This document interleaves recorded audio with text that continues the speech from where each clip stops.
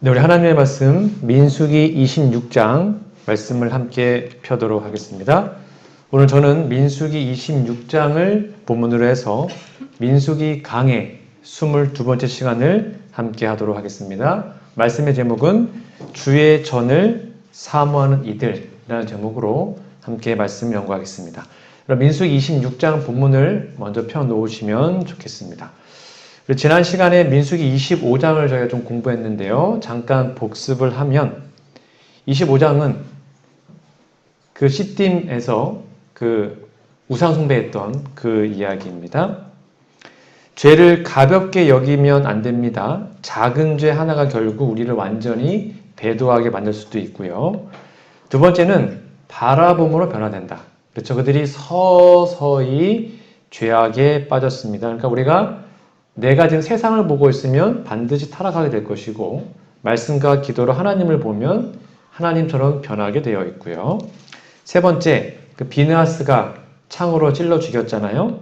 하나님의 열심을 가지고 죄를 끊어내는 일을 해야 합니다. 나 한 사람으로 말미암아 많은 사람이 구원받을 수도 있고 나 때문에 누군가가 멸망당할 수도 있습니다. 오늘 민수기 26장을 좀 공부하기 앞서 다시 민수기 1장으로 잠깐 가보면 그럼 1장, 2장 내용을 좀 기억하십니까? 이스라엘 백성들이 시내 광야에서 가나안을 향해 출발하기 20일 전 시내 광야에서요. 그러니까 출애굽한 지 13개월, 1년하고 1개월이 지나고 또 그들 가운데 성막을 다 지어요. 시내산에서 십계명 받고 성막을 지은 지 한 달 되던 해에 민수기 1장, 2장 내용은 하나님께서 백성들을 계수하는 내용입니다. 그래서 민수기의 뜻 자체가 백성의 수를 센다는 뜻입니다. 민수기 자체가 그래요. 그래서 1장, 2장은 백성들이 몇 명인지를 계수하는 내용이었습니다. 그게 1장 2절에 보면 너희는 이스라엘 자손의 모든 회중 각 남자의 수를 그들의 가족과 종족을 따라 그 명수대로 계수해라. 그러니까 출애굽한 다음에 약 1년이 지난 후에 광야에서 성막 다 짓고 이제 본격적으로 여행을 떠나야 됩니다. 그때 하나님께서 이스라엘 백성들의 12지파의 숫자, 그 숫자를 계수합니다. 이때로부터 이제 40년이 지났어요. 이제 가나안에 거의 들어가기 직전이지 않습니까? 40년 동안 방황한 다음에 다시 한번 인구를 계수하게 합니다. 그게 오늘 내용입니다. 26장 내용이 1장은 40년 전, 지금은 40년 후에 있었던 내용이에요. 자, 좀 비교를 해보면 처음에 40년 전에는요. 민수기 2장 32절에 보면 1차 조사를 했습니다. 그때 다 계산해보면 총계가 60만 3,550명이었습니다. 그게 1장, 2장에 나와 있는 숫자입니다. 처음에 그들의 모습이었어요. 숫자였습니다. 근데 40년이 지났습니다. 그 다음에 다시 한번 계수해봤던 26장에 보니까 인구가 줄었습니다. 계수함을 입은 자가 60만 1,730명이었더라 라고 기록하고 있습니다. 여러분, 왜 인구가 줄었을까요? 이스라엘은 되게 건강했거든요. 그러니까 애굽에서 바로 황제가 바로가 왜 두려워했냐면 이스라엘은 낙태도 없고 그냥 산파가 가기 전에 알아서만 아기 낳고 그 정도로 건강했던 사람이었거든요. 기하급수적으로 막 인구가 팽창했던 게 이스라엘 백성들의 모습이었습니다. 그러면 40년 동안 애 낳았으면 인구가 늘어야 되잖아요. 근데 40년 뒤에 오히려 인구가 줄었습니다. 그 이유가 무엇일까요? 모세가 목회를 못해서 숫자가 안 늘었을까요? 그 이유가 민수 26장 오늘 본문 말씀인 64절, 65절에 기록되어 있죠. 모세와 제사장 아론이 시내 광야에서 계수한 이스라엘 자손은 한 사람도 들지 못하였으니 이게 민수기 1장, 2장의 그 계수에 들어간 사람입니다. 처음에 1차 조사. 이는 여호와께서 그들에게 대하여 말씀하시기를 그들이 반드시 광야에서 죽으리라 하셨음이라. 이러므로 여분네 아들 갈렙과 눈의 아들 여호수아 외에는 한 사람도 남지 아니하였더라. 그러니까 처음에 60만 명이나 되는 남자만 포함해서요. 다 하면 200만 명이고 60만 명이 되는 그 많은 사람 중에 몇 명이요? 딱 2명만 살아서 가나안에 들어가게 된 것입니다. 이미 우리가 공부한 대로 가데스 바네아에서 믿음 없음, 즉 12정탐꾼 보냈을 때 그 사건입니다. 그들이 우리는 메뚜기입니다, 못 갑니다 했을 때에 그들은 가나안에 들어갈 수 없는 선언을 받았죠. 모두 광야에서 죽겠다라고 선언하셨습니다. 딱 2명 빼고 여호수아와 갈렙 빼고요. 그로부터 약 40년이 지나는 동안 하나님의 말씀이 차근차근 성취되었죠. 고라와 다단의 반역으로 수만 명이 죽었고 그 다음에 십대메서의 음란으로 또 엄청나게 많은 사람이 죽었고 불뱀에 물려 죽고 불평하다가 불타 죽고 하여튼 엄청나게 많은 사람들이 다 죽었습니다. 40년 동안 약 60만 명이 죽은 거예요. 진짜 많이 죽은 것입니다. 이렇게 해서 1장, 2장에서 계수된 약 60만 3,550명 중에 갈렙과 여호수아 외에는 다 죽고 그 다음에 26장에는요. 60만 1,730명만 들어갑니다. 이거는 쉽게 말하면 광야 2세대, 1세대가 아니고 광야에서 태어난 자녀 세대를 말하고 있죠. 여러분 오해하지 마십시오. 물론 광야에서 죽은 사람들이 다 구원을 못 받았다는 소리가 아닙니다. 그들 중에서도 회개하고 비록 진짜 가나안에 못 갔지만 나중에 부활해서 하늘 간 사람들이 있어요. 쉽게 말하면 모세처럼요. 그들이 회개한 사람들이 많이 있으니까. 그러나 이거를 이제 표상학적으로 연구한다면 60만 명 중에 살아서 가나안에 간 사람은 2명입니다. 이거는 우리에게 치사한 바가 굉장히 큽니다. 그러니까 가나안 땅에 들어가기가 참 어렵다는 것입니다. 60만 명 중에 몇 명이요? 2명만 살아서 가나안에 갔어요. 여기서 우리는 한 가지 놀라운 사실을 좀 발견하게 되는데요. 여러분 민수기 16장 다 기억나시죠? 고라의 반역 사건. 아주 치밀하게 했던 그 고라의 반역 사건. 땅이 갈라져가지고 다 죽었잖아요. 이 고라는 레위인 중이었죠. 레위 사람이었고 고핫 자손이었습니다. 이 고핫 자손의 고라가 제사장직, 즉 모세와 아론의 그것을 좀 탐내서 결국 하나님의 심판을 받아요. 어떻게 죽었습니까?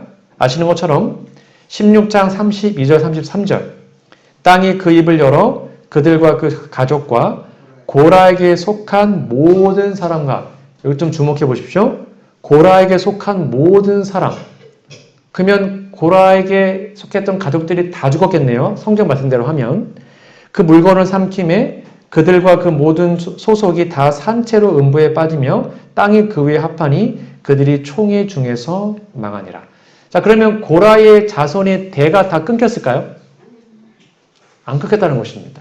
분명히 성경 기록에 보면 고라에게 속한 모든 사람이 다 땅속에 묻혔다. 이렇게 표현되어 있는데 이날 모든 가족이 죽은 줄 알았더니 놀랍게도 오늘 본문 말씀에 고라의 자손이 기록됩니다. 오늘 좀 이 부분을 좀 다뤄볼까 합니다. 여러분 민수기 26장 10절, 11절을 민수기 16장 32절에다가 적어 놓으시면 돼요. 서로 보완해주는 짝꿍된 성경절입니다. 땅이 그 입을 벌려서 그 무리와 고라를 삼킴에 같은 사건을 지금 반복해서 얘기하고 있습니다. 그들이 죽었고 당시에 불이 250명을 삼켜 징표가 되게 하였으나 11절 이게 되게 우리가 주목하고 봐야 하는 것입니다. 고라의 아들들은 죽지 아니하였더라. 여러분 왜 고라의 아들들은 안 죽었을까요? 성경의 원칙이 그렇습니다. 아비의 죄 때문에 아들이 죽지 않고요. 아들의 죄 때문에 아비가 죽지 않습니다. 각자 자기의 죄로 죽는다라고 나와 있어요. 그러니까 누구 때문에 대신 죽지 않습니다. 즉 이거를 유추해 본다면 고라 아버지가 반역할 때 그들의 아들들은 그의 아들 고라의 아들들은 그 반역에 가담을 했다 안 했다? 안 한 것입니다. 고라 아들들은 그 반역에 가담을 하지 않았어요. 아버지가 그렇게 했을 때 아버지를 말렸고, 근데 끝까지 아버지가 하자. 그럼 나는 하나님 뜻대로 하나님 말씀에, 모세의 말씀에 순종하겠습니다. 라고 했다는 거예요. 그래서 인간적인 욕심과 질투로 하나님의 권위에 도전하는 그 아버지의 반역에 아들들은 동참하지 않았어요. 이게 쉬운 일이 아닙니다. 근데 그렇게 했다는 것입니다. 그리고는 결국 아버지가, 그리고 아버지의 딴 가족들이 다 땅이 갈라져서 죽는 그것을 눈으로 목격하게 됩니다. 고라의 무덤은 없어요. 왜요? 땅속에 다 묻혀버렸으니까. 땅이 갈라져가지고 다 묻히고 땅이 다시 닫혔죠. 즉, 늘 성소에서 봉사하시며 하나님 섬겼던 레위 자손이었으니까 성소에서 봉사했던 레위인들이었어요. 근데 그들이 그 성소에서 죽임을 당하게 됩니다. 역사적인 사건이었고, 그리고 마치 역적의 자식처럼 느껴졌겠죠. 여러분, 우리 조선시대나 고려시대나 이 역적의 자식들은 보통 어떻게 대우받습니까? 거의 사람 대접을 못 받습니다. 즉, 하나님이 왕이었는데 하나님께 도전했어요. 반역이었죠. 역적이거든요. 그러니까 역적 자식들은 우리 정서로 따지면 거의 뭐 사람 대접 못 받는, 눈총과 비난을 받는 그런 사람들이었습니다. 그런데 고라의 자식들은 그렇게 대우를 받지 않았어요. 아버지와 함께 성소를 거닐며 레위인으로서 정말 최선을 다하여 성소 봉사에 임했던 그 고라와 그의 자녀들, 그리고 자기 아버지한테 배웠겠죠. 성소는 이렇게 하는 거고 이렇게 봉사하는 거야. 그런 거 다 물려받았을 거예요. 전수받았을 겁니다. 근데 그 아버지가 성소 봉사를 하다가 땅이 갈라져서 죽은 것입니다. 그러니까 이제 고라의 아들들에게 있어서는 하나님의 성소가 좋았겠습니까? 아니면 인간적으로 볼 때 조금 별로였겠습니까? 자기 아버지가 죽은 곳이었거든요. 심판의 장소요, 죽음의 장소요, 슬픔의 장소였을 겁니다. 물론 아버지의 죄에 그들이 동참하지 않았지만 인간적으로 아버지가 눈앞에서 죽었단 말이에요. 그러니까 더 이상 성소는 가보고 싶지도 않고 거하고 싶지도 않은 곳이었죠. 이게 고라의 자녀들의 마음이었습니다. 제가 아는 한 선배가 있었는데요. 이 형님은 강원도 양양 쪽의 고향이었습니다. 이 형님의 아버지는 이제 어부였는데요. 늘 배를 타고 이제 고기를 잡고 그거를 팔아서 생계를 유지했던 분인데, 아버지가 이제 우리 교인이 아니었습니다. 이제 약주를 하고 어느 날 이제 배를 탄 거예요. 근데 고기를 잡다가 그만 이제 술김에, 그리고 배가 막 흔들리니까 바다에 빠져버린 것입니다. 근데 다른 사람들이 그거를 못 봤어요. 워낙 시끄럽고 뭐 그물 치고 하니까 빠진 걸 몰랐어요. 그래서 알았으면 구해줬을 텐데 모르고 있다가 한참 뒤에 어디 갔지 살펴보다가 이미 빠져서 익사하고 말았습니다. 이 일이 있은 후에 그 형님은 다른 곳으로 다 이사를 갔습니다. 이유가 뭔지 아십니까? 바다가 보기 싫다는 겁니다. 바다에서 자기 아버지가 빠져 죽었으니까 다시는 바다 곁에 안 간다. 그리고 바로 옆에서 아버지와 함께 있으면서도 물에 빠지는 걸 전혀 몰랐던 그 마을 사람들이 원망스럽다. 내가 여기는 다시 안 온다 하고는 다 이사를 갔다고 합니다. 물론 술 먹고 한 것이 좀 잘못은 있겠지만 그럼에도 불구하고 바다에 자신의 아버지가 빠졌기 때문에 그 바다만 보면 누구 생각나는 거예요? 아버지 생각나는 것입니다. 그래서 너무 바다가 싫다는 거예요. 여러분, 이게 어떤 사진인지 아십니까? 저는 뭐 정치적인 거 잘 모릅니다. 그러나 세월호라는 배로 정말 수많은 아이들이 거기에서 빠져 죽었습니다. 지금도 여기에는 그 부모들이 가서 가슴을 치며 아파하는 곳이기도 합니다. 얼마나 마음이 아프겠습니까? 바다만 보면 죽은 자식이 생각나겠죠. 불쌍하게 죽은 내 자녀들이요. 이런 마음이었습니다. 마찬가지로 고라의 자손들도요, 성소를 볼 때마다, 성막을 볼 때마다, 거기서 일할 때마다 누가 생각날까요? 아버지가 생각나는 거예요, 아버지가. 땅이 갈라져서 죽었던 아버지. 심판하셨던 하나님. 인간적으로 볼 때 참 힘든 경험이지 않겠습니까? 때로는 하나님을 좀 원망하지도 않았을까요? 좀 억울하고 분한 마음이 들 수도 있었겠죠. 인간적으로 봤을 때 말이에요. 그래서 아버지가 삼켜버린 성소의 그 불, 그 장소, 심판, 이 모든 것들은 더더욱 레위인으로서 봉사하기가 참 쉽지 않은 트라우마가 있었던 그런 장소가 바로 성소였습니다. 근데 놀랍게도 이 고라의 자손들은 그런 마음을 갖지 않았다는 겁니다. 상처가 있는 게 성소였는데 그 성소에서 하나님한테 마음의 상처를 받았는데 그거를 오히려 신경 쓰지 않고 그 반대로 더더욱 성소와 하나님의 성전을 사모하는 그러한 사람이 됐다는 것이 오늘 우리가 마음에 깊이 새겨야 할 교훈입니다. 이들은 하나님의 전에서 일하고 봉사하고 사역하는 것이 정말로 감사했고 하나님께 영광이었습니다. 그것에 거할 수만 있다면, 그것에서 봉사할 수만 있다면 이것보다 더 큰 영광이 없다고 생각을 했어요. 이러한 배경을 이해하고 이 고라의 자손들, 그 고라의 아들들의 마음을 담은 시가 그 유명한 시편 84편입니다. 오늘은 여러분 시편 84편을 잠깐 갔다가 오겠습니다. 성경책을 직접 펴주시면 좋겠습니다. 시편 84편을 좀 보도록 하겠습니다. 여러분 성경책에 보시면 시편 그 장수 밑에 이 시가 어떤 시인지 배경이 나와 있습니다. 뭐 다윗이 뭐 압살롬에게 쫓길 때라든지 뭐 이렇게 다 나와 있거든요. 84번 밑에는 그 설명이 뭐라 나와 있습니까? 여러분 성경책 설명에 고라 자손의 시라고 나와 있죠. 이 고라 자손이 우리가 지금 공부한 그 고라 자손이에요. 아버지가 땅에 갈라져 죽었던 그 고라 자손들이요. 물론 이것을 고라 자손이 썼다 안 썼다 논쟁이 좀 있습니다.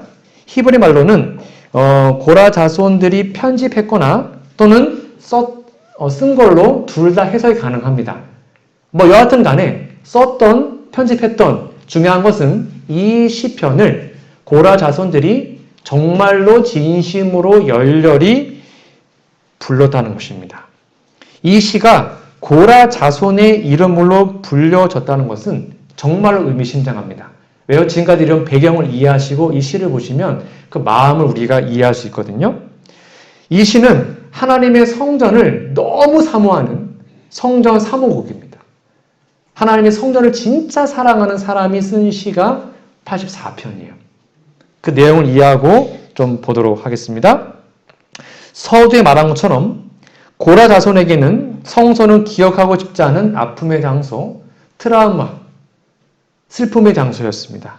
아버지를 잃어버린 장소요, 모든 사람들 앞에서 수치와 비난을 받은 역적의 자식이라는 손가락질을 받았던 장소였습니다. 하지만 이 고라의 아들들은요, 고라의 자손들은 성막에서 봉사하면서 그 어떤 사람보다 기쁨과 행복을 느꼈습니다. 부끄러운 과거, 반역의 아들이라는 그거 다 씻어내고 오히려 더 열렬히 그 성전을 사모한 사람이 되었던 것이죠. 자, 이제 84편 1절을 좀 보도록 하겠습니다. 고라의 자손의 마음을 좀 볼게요. 함께 읽어볼까요? 시작. 만군의 여호와여, 주의 장막이 어찌 그리 사랑스러운지요. 이 마음이 좀 이해되십니까? 이들은 성소가 사랑스럽다고 말합니다. 여러분, 성소를 하나의 장소가 아니라 하나님과 만나는 인격적인 장소로 인식을 한 겁니다. 물론 우리는 어떠한 장소가 사랑스럽다라고 말하지 않습니다. 왜냐하면 그 장소는 아무것도 아니에요. 근데 어떠한 장소가 사랑스러워지려면 그 장소에 함께했던 추억이 있으면 됩니다. 그렇죠? 별것 아닌데 여기에 내 어릴 때 아빠랑 손잡고 다녔던 길, 뭐 엄마랑 여기에 왔던 길, 이렇게 아무것도 아닌 장소이지만 거기에 사랑하는 사람과 추억이 있으면 그것은 나에게 기쁨의 장소가 되는 것이죠. 여기서도 시편 기자는 이 고라의 자손은 주님의 장막이 사랑스럽다고 말하는데 그 이유가 뭐라고요? 원망의 장소였을 그 성소가 이들에게는 하나님을 깊이 더 만나고 하나님을 사랑하는 추억의 장소가 되었기 때문입니다. 여기에서 속죄의 일을 하고 성소의 사역을 하고 하나님께 기도했던 그 장소가 이 고라의 자손에게는 정말로 아름다운 장소였던 것이죠.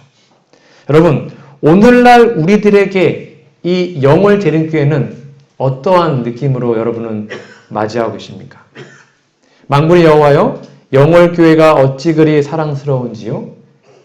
정말 진심으로 이렇게 고백할 수 있으신지요? 이러한 고백이 우리 안에 있다면 우리는 하나님의 사랑을 받는 사람이 되는 것입니다. 얼마나 사랑했냐면요. 2절 볼까요? 내 영혼이 여호와의 궁정을 사모하여 쇠약하며. 이게 무슨 말이냐면 여러분 상사병 걸려보셨습니까? 누군가를 너무 사랑해요. 너무 사랑해서 아파요. 그게 상사병이라고 그러죠. 이 고라의 자손들은 교회를 너무 사랑한 거예요. 성소가 너무 좋은 거예요. 그래서 여호와의 궁전, 여호와의 성전을 사모하여 쇠약해졌대요. 상사병이 난 것입니다. 그렇게 사랑스럽게 아름다운 성소를 사모하다가 결국 몸이 쇠약해질 정도로 교회를 사모했던 마음. 이런 마음이 혹시 우리에게도 있는지요? 3절 볼까요? 나의 왕 나의 하나님 만군의 여호와여 주의 제단에서 참새도 제 집을 얻고 제비도 새끼둘 보금자리를 얻었나이다. 이게 무슨 말인가 하면 지금 시편 기자가 말합니다. 하나님, 우리 참새와 제비도 날라서 하나님의 성전에 자주 왔다 갔다 하고 하는데 왜 저는 이토록 가고 싶은 성전에 못 가는 겁니까? 왜 저는 거기를 갈 수가 없는 거죠? 라고 부르짖는 것입니다. 이 당시에 가장 흔했던 새가 있다면 바로 참새와 제비였다고 합니다. 그렇게 흔한 새들도 하나님의 성전에 자유롭게 왔다 갔다 하는데 왜 저는 하나님의 성전에 갈 수가 없죠? 이렇게 간절한 마음으로 하나님께 얘기하고 있습니다. 그러면서 4절 이렇게 얘기합니다. 이 말씀 좀 같이 읽어볼까요? 시작. 주의 집에 거하는 자가 복이 있나이다. 저희가 항상 주를 찬송하리이다. 여러분 성경에서 복이 있다는 말은 뭐라 그랬죠? 성경에서 복은 뭘 말합니까? 영생입니다. 성경에서 복은 영생을 의미합니다. 여기 말합니다. 어떤 자가 영생이 있다고요? 주의 집에 거하는 자. 당연하겠죠. 하나님의 성전을 사모하고 성전에 자꾸 오고 싶고 하나님의 성전에 하나님 만나는 자가 당연히 구원을 받겠죠. 하나님의 집에 거하는 자가 복이 있다라고 얘기합니다. 저는 개인적으로 이제 목회를 하면서 딱 인턴 때만 한 번 저희 목회자 사택이 외부에 있었고요. 그 다음부터는 다 교회 안에 사택이 있었습니다. 다 사람마다 다르겠지만 전 개인적으로 교회 안에 사택이 있는 걸 정말로 좋아하고 감사합니다. 왜 그러냐 아십니까? 딱 이 말씀이거든요. 주의 집에 거하는 자가 복이 있어요. 아마 여기에서 제일 복 받은 사람들은 저희 자녀들 3명일 겁니다. 목회자 자녀들은 늘 하나님의 집에 있습니다. 맘만 먹고 그냥 한 계단만 내려오면 여기서 기도하고 찬미하고 하나님 만날 수 있어요. 근데 애들은 그걸 몰라요. 마음만 먹으면 언제든지 와서 기도하고 하나님 만나고 얼마나 행복한지요. 이게 바로 복이라는 것입니다. 주의 집에 거하는 자가 복이 있다. 하나님의 성전을 이렇게 사모하는 마음이 있다면 우리는 반드시 구원을 받게 됩니다. 반드시요. 5절 볼까요? 주께 힘을 얻고 그 마음에 시온의 대로가 있는 자는 복이 있네. 여기 또 복이 나오네요. 이 복이 뭐라고요? 영생이에요. 주께 힘을 얻고 그 마음에 시온의 대로가 있는 자가 구원이 있다고 말을 합니다. 여기 시온의 대로가 뭐냐면 하이웨이입니다. 그러니까 말하면 고속도로라는 뜻입니다. 시온으로 가야 돼요. 시온이 하나님의 성전이 있는 곳이란 말이에요. 근데 시온을 가는데 고속도로 있다는 것입니다. 빨리빨리 신속하게 그 성전에 가고 싶은 마음이죠. 이 마음의 시온의 대로가 있다. 이게 무슨 말일까요? 마음의 시온의 대로, 고속도로가 있대요. 그리고 그 시온은 예루살렘에 있는 장소, 하나님의 성전이 있는 장소입니다. 즉, 시온의 대로는 하나님을 향하여 나아가는 길이고요. 예루살렘 성전을 향해서 나아가는 길이 바로 시온의 대로입니다. 여러분 아시는 것처럼 이스라엘 백성들은 1년에 3번 하나님의 성전 찾았습니다. 6월절, 오순절, 초막절. 그 전까지는 지방에 살다가 3대 절기에는 다 모였거든요. 그렇게 성소로 향하여 가는 길, 이게 시온의 대로입니다.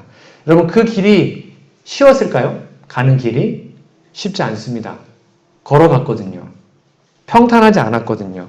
여러 날 계속되는 그 길로 피곤하고 거칠고 때로는 발이 상하고 목이 마르고 정말로 힘들었거든요.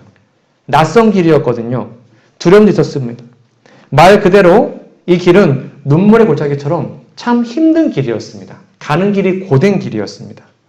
하지만 이들이 그렇게 1년에 3번씩 이 시온의 대로에 간 이유는 어떤 마음이었냐면 무슨 일이 있어도 하나님의 성전에 가서 하나님을 만나겠다. 하나님의 성전에 가서 하나님께 예배하겠다. 그 간절한 마음으로 걸어서 시온의 대로를 거쳐 하나님의 성전에 오게 된 것입니다. 여러분, 이처럼 주의 전을 사모하는 자들은 비록 그 길이 힘들지라도 어려울지라도 결코 포기하지 않고 하나님께 예배하기 위해서 하나님의 성전을 찾게 됩니다. 여러분 마음속에는 이러한 시온의 대로가 있는지요? 무슨 일이 있어도 나는 하나님의 교회를 갈 거야. 무슨 일이 있어도 나는 교회에 갈 거야. 아무리 바빠도 시간을 내서 하나님의 성전을 찾을 거야. 그런 마음이 있으신지 아니면 오늘 피곤한데 집에서 유튜브로 예배 드려야겠다. 오늘 피곤한데 내일 그냥 교회 가지 뭐. 오늘은 뭐 다 이해해 주시겠지. 그렇게 교회 가는 게 때로는 귀찮고 가기 싫고 혹시 그런 마음으로 살고 계시는지요? 성경은 분명히 얘기합니다. 어떤 사람이 복이 있다고요? 어떤 사람이 구원받는다고요? 마음에 시온의 대로가 있는 사람. 하나님의 성전을 가고자 하는 열망이 있는 사람. 하나님의 성전에서 하나님을 만나고자 하는 마음이 있는 사람이 구원받는 것입니다. 그게 우리의 마음이 되어야 하겠죠. 다시 한번 우리 마음속에 이러한 시온의 대로가 있기를 간절히 바랍니다. 그래서 그 우리의 마음을 통하여 하나님의 귀한 은혜의 성령이 하나님의 사랑이 다른 사람들에게도 흘러 들어가게 되기를 간절히 바랍니다. 이렇게 이 고라의 자손이 또 하나님께 고백합니다. 저는 개인적으로 10절 말씀은 참 좋아하는데요. 여러분 마음은 어떠신지요?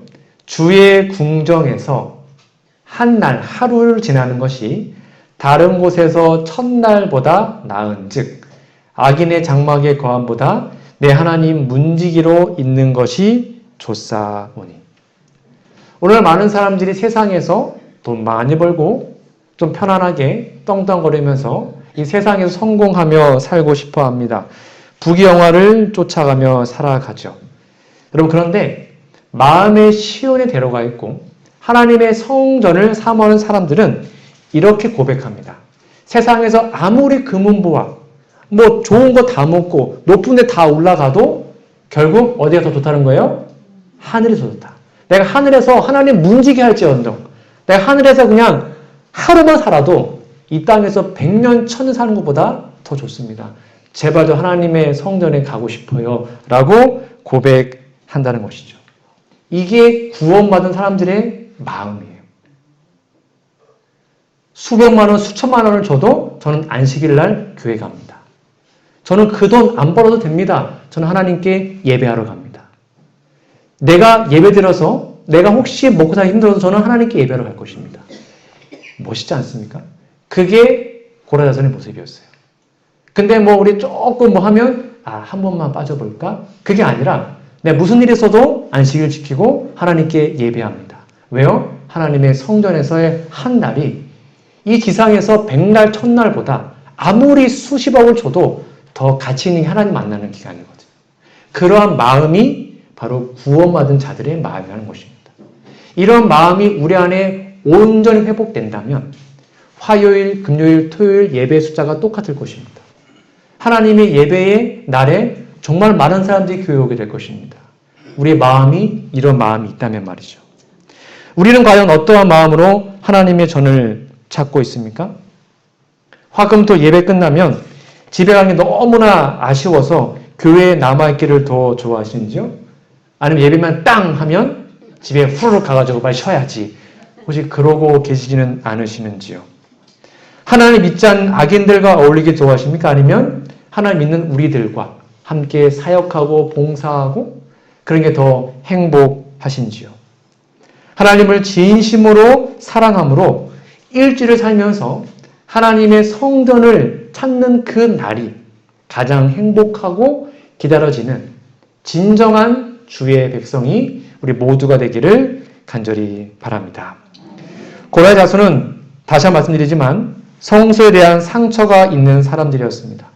그런데 그들은 그 어느보다 그 하나님의 성전을 정말로 사모했던 사람이었습니다. 혹 교회 다니면 누군가로부터 상처받을 수 있습니다. 교회는 정말 다 다른 사람이 있기 때문에 때로는 목사에게 아니면 또 다른 누군가에게 상처받을 수 있어요. 우리가 알게 모르게 누군가를 상처 줄 수 있습니다. 그런데 상처받았다고 나 교회 안 나가 이러면 누구 손해입니까? 본인 손해예요. 이 고라의 아들들 상처받았단 말이에요. 성소에 상처받았어요. 트라우마 있었어요. 근데 이들은 거기를 끝까지 부여잡고 하나님은 더 열렬히 사랑했어요. 그래서 이들은 구원받은 것입니다. 누군가 나를 상처 준다면 그 인간이 미워서 그게 아니라 내가 저 사람을 용서하지 못하는 날 때문에 하나님께 기도해 보시기 바랍니다. 누가 뭐라 그래도 하나님의 성전 찾는 거에 여러분 모든 걸 걸어보시기 바랍니다. 상처받아서 교회 안 나오면 자기만 손해입니다. 삐져서 교회 안 나오면 자기만 손해입니다. 그렇지 않습니까? 자기만 손해예요. 상처 준 사람은 그것도 몰라요. 말 안 하면.